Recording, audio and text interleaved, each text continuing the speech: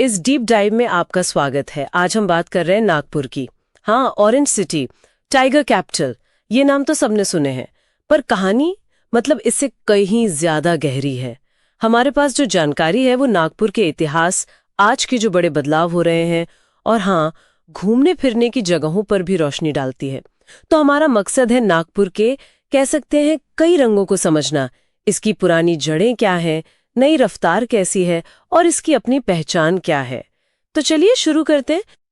ये थोड़ा सोचने वाली बात है ना कि कैसे कोई शहर एक तरफ तो अपना इतिहास सहेज कर रखता है और दूसरी तरफ भविष्य का एक बड़ा इकोनॉमिक सेंटर बनने की तैयारी भी कर रहा है। हाँ, और यही सबसे दिलचस्प बात है असल में। नागपुर की जो लोकेशन है ना, बिल्कुल भारत के बीचों बीच, उसने हमेशा इसके विकास में एक बड़ा रोल निभाया है। आप गोंड राजाओं के जमाने से देख लीजिए या फिर आज की ये जो बड़ी बड़ी मेगा परियोजनाएं हैं, ये कोई इत्तेफाक नहीं है। अच्छा, तो इतिहास से शुरू करते हैं फिर। 1703 में गोंड शासक थे बख्त बुलंद शाह, उन्होंने बसाया इसे। जी हाँ, बिल्कुल। और नाम पड़ा नाग नदी पर, जो शहर के निशान में भी है शायद। हाँ है, और कहते हैं उन्होंने बाहर से कारीगरों, किसानों को बुलाया था यहाँ बसने के लिए। सही, मतलब एक तरह से शुरुआत से ही विविधता को बढ़ावा दिया गया। फिर भोंसले राजवंश का दौर आया, मराठा साम्राज्य के तहत शहर और बढ़ा। और फिर 1853 में ये ब्रिटिश इंडिया का हिस्सा बन गया और सेंट्रल प्रोविंस और बेरार की राजधानी बना। तो मतलब इसका महत्व और बढ़ गया। बिल्कुल। और हाँ, आजादी की लड़ाई को कैसे भूल सकते हैं। 1920 में कांग्रेस का बहुत बड़ा सेशन यही हुआ था। हाँ, जिसने गांधी जी के असहयोग आंदोलन को मंजूरी दी थी। वही, और डॉक्टर हेडगेवार भी यहीं एक्टिव थे। हालांकि स्रोत बताते हैं कि कुछ मुद्दों पर कांग्रेस से उनके मतभेद भी थे। अच्छा। राजधानी होने की वजह से जाहिर है ये शहर पॉलिटिक्स का एक बड़ा सेंटर बन गया था।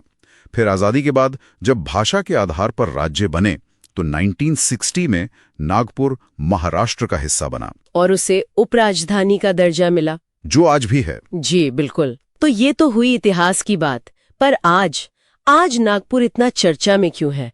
मिहान का जिक्र आता है बार बार। हाँ, मिहान multi modal international cargo hub and airport, ये भारत के सबसे बड़े इकोनॉमिक प्रोजेक्ट्स में से एक है, इसमें कोई शक नहीं। बिल्कुल, मतलब एक इंटरनेशनल एयरपोर्ट जो कार्गो का बड़ा हब बनेगा। हाँ, और साथ में एक स्पेशल इकोनॉमिक जोन सेज, जहां इन्फोसिस, टीसीएस, लुपिन जैसी बड़ी कंपनी आ चुकी हैं या आ रही हैं। सही, और एयरपोर्ट का विस्तार भी हो रहा है। और एक चीज मैंने पढ़ी कि हजारों पेड़ लगाने का भी लक्ष्य है इसमें। हाँ, ये भी प्रोजेक्ट का एक हिस्सा है, पर्यावरण का ध्यान रखने की कोशिश। और देखिए, इतना बड़ा प्रोजेक्ट जब आता है तो शहर पर असर तो पड़ता ही है। आबादी बढ़ती है, ट्रैफिक। हाँ, तो फिर ट्रांसपोर्टेशन की जरूरतें भी बढ़ती होंगी। बिल्कुल, और यहीं पर नागपुर मेट्रो का रोल आता है। अच्छा। पहला फेज तो चल रहा है, दूसरा फेज शायद 2027 तक पूरा करने का प्लान है। और ये मेट्रो जो है वो बुटी बोरी और हिंगना जैसे इंडस्ट्रियल इलाकों को शहर से जोड़ेगी। ये मिहान की वजह से और भी जरूरी हो गया है। समझे। और सिर्फ मेट्रो ही नहीं, स्मार्ट सिटी मिशन भी तो चल रहा है वहाँ। हाँ, वो भी है।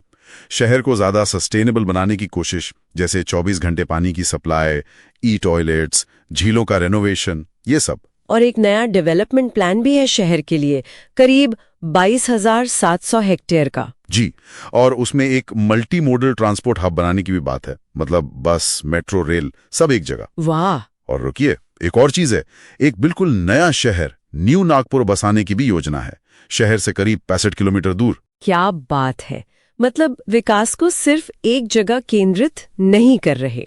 हाँ, एक तरह से मल्टीपोलर डेवलपमेंट की स्ट्रैटेजी है, शहर के कोर पर दबाव कम करना। वाकई दिलचस्प है। और अर्थव्यवस्था की बात करें तो वो भी काफी विविध है, सिर्फ MIHN पर निर्भर नहीं है। नहीं, बिल्कुल नहीं। बुटी बोरी जो है वो एशिया के सबसे बड़े इंडस्ट्रियल एरिया में गिना जाता है। हाँ, सुना है। और संतरे तो हैं ऑरेंज सिटी। इसके अलावा सोयाबीन, फिर खनिज भी हैं, कोयला, मैंगनीज, और हाँ, रियल एस्टेट भी तेजी से बढ़ रहा है। सही है। अच्छा, विकास की बात तो हो गई, पर मान लीजिए कोई घूमने जाए तो उसके लिए क्या है? हाँ, ये भी जरूरी सवाल है। तो देखिए, टाइगर कैपिटल का टैग ऐसे ही नहीं मिला है। अच्छा। नागपुर दरअसल कई मशहूर टाइगर रिजर्व्स का एंट्री पॉइंट है, जैसे पेंच। ओ, पेंच, जहाँ से कहते हैं द जंगल बुक की प्रेरणा मिली। हाँ, वही। और उमरेड करहंडला टाइगर रिजर्व भी पास में है। तो वाइल्ड लाइफ पसंद करने वालों के लिए ये बढ़िया जगह है। और ऐतिहासिक या धार्मिक जगह वो भी हैं। दीक्षा भूमि बहुत महत्वपूर्ण है, जहां डॉक्टर अंबेडकर ने बौद्ध धर्म अपनाया था। वहां का स्तूप बहुत शांत और भव्य है। हाँ, उसकी तस्वीरें देखी हैं। फिर पहाड़ी पर रामटेक किला मंदिर है और 0 माइल स्टोन। हाँ, जो भारत का भौगोलिक केंद्र माना जाता है। बिल्कुल। और कुछ झीलें भी हैं शहर में या आसपास, जैसे अंबाझरी, खिंडसी। थोड़ा सुकून मिलता है वहां। ठीक है। तो देखिए, अगर आप पूरी तस्वीर देखें तो नागपुर ने अपनी सेंट्रल लोकेशन का फायदा हमेशा उठाया है। चाहे वो गोंड राजाओं का बाहर से लोगों को बुलाकर बसाना हो या आज का ये मिहान जैसा विशाल प्रोजेक्ट। और ये शहर कोशिश कर रहा है अपने इतिहास को, जैसे दीक्षा भूमि का महत्व, और भविष्य की बड़ी योजनाओं जैसे स्मार्ट सिटी या न्यू नागपुर, इनके बीच एक बैलेंस बनाने की। तो सार यही निकलता है कि नागपुर सिर्फ संतरों का या टाइगर का शहर नहीं है। ये एक मिश्रण है इतिहास का, अपनी लोकेशन से मिले मौकों को भुनाने वाले विकास का, और प्रकृति से जुड़ाव का भी। हाँ, बिल्कुल। और जैसे जैसे नागपुर अपने पुराने शहर को, कोर सिटी को आधुनिक बना रहा है, और साथ ही 65 किलोमीटर दूर एक न्यू नागपुर भी विकसित कर रहा है, ये एक बड़ा दिलचस्प सवाल खड़ा करता है भविष्य के लिए कि कोई शहर कैसे अपने मूल स्वरूप को बनाए रखते हुए इतना फैल सकता है और एक नया सैटेलाइट सेंटर भी खड़ा कर सकता है।